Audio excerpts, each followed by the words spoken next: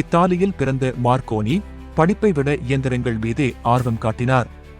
அக்காலத்தில் விஞ்ஞானிகள் ஆராய்ந்து கொண்டிருந்த கண்ணுக்கு தெரியாத அலைகள் மீது அவர் ஈர்க்கப்பட்டார். விஞ்ஞானிகள் இந்த அலைகளை வேடிக்கையாக பார்த்தபோது 20 வயதான மார்க்கோனி மட்டும் கம்பியில்லா தகவல் தொடர்பை நம்பினார்.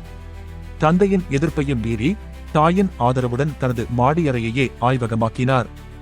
அங்கு கம்பியின்றி ஒரு மணியை அவர் ஒலிக்கச் செய்ததே கம்பியில்லா தந்தி பிறக்க காரணமானது. மார்க்கோனி ஏற்கனவே இருந்த கருவிகளை மேம்படுத்தி ஒரு முழுமையான ரேடியோ சிஸ்டம் உருவாக்கினார். இதில் டிரான்ஸ்மிட்டர் மூலம் மின்பொறிகளை உருவாக்கி அலைகளை அனுப்பினார். அலைகளை பிடிக்க பயன்பட்ட உலோக துகள்கள் ஒட்டிக்கொள்ளும் போது அவற்றை மீண்டும் பழைய நிலைக்கு கொண்டுவர ட்ரெம்ப்ளர் எனும் தானியங்கி சுத்தியலை இணைத்தார். மேலும் மற்றவர்கள் மேசை மேல் வைத்திருந்த கருவியை இவர் உயரத்தில் ஆண்டென்னா கம்பியாக கட்டி மறுமுனையை தரையில் இணைத்ததன் மூலம் அலைகளை வெகுதூரம் பாயச் செய்தார். இதுவே அவரது மாபெரும் வெற்றி. இத்தாலியில் இவரது கண்டுபிடிப்பிற்கு ஆதரவு இல்லாததால் லண்டன் சென்றார். அங்கிருந்த சுங்கத்துறை அதிகாரிகள் அவரது விசித்திரமான கருவிகளை பார்த்து வெடிகுண்டு என தவறாக கருதி அவற்றை உடைத்து சோதனையிட்டனர். மனம் தளராமல் மீண்டும் அவற்றை உருவாக்கி தனது திறமையை நிரூபித்தார். பூமி உருண்டையாக இருப்பதால் ரேடியோ அலைகள் நேர்கோட்டில் சென்று விண்வெளியில் மறைந்துவிடும் என்ற வாதத்தை முறியடிக்க 1901ஆம் ஆண்டு இங்கிலாந்திலிருந்து கனடாவுக்கு சிக்னல் அனுப்ப மார்க்கோனி முயன்றார்.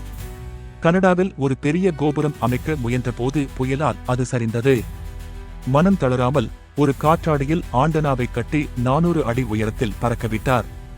டிசம்பர் 12 அன்று அட்லாண்டிக் கடலை கடந்து வந்த எஸ் என்ற சிக்னலை கேட்டு உலகையே வியக்க வைத்தார்.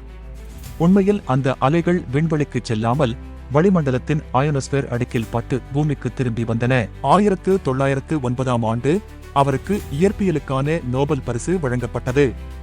டைட்டானிக் கப்பல் மூழ்கிய போது அதிலிருந்த மார்க்கோனி நிறுவனத்தின் ரேடியோ கருவிகள் மூலம் SOS அவசர செய்தி அனுப்பப்பட்டது. இதன் காரணமாகவே 700 பேர் உயிர் பிழைத்தனர்.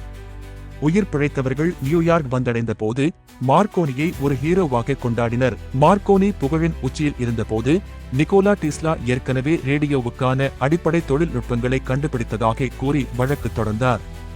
நீண்ட கால போராட்டத்திற்கு பிறகு மார்க்கோனியின் மரணத்திற்கு பின் 1943ஆம் ஆண்டு அமெரிக்க நீதிமன்றம் டெஸ்லாவே ரேடியோவின் அடிப்படை தொழில்நுட்பத்தை கண்டுபிடித்தவர் என்று தீர்ப்பளித்தது.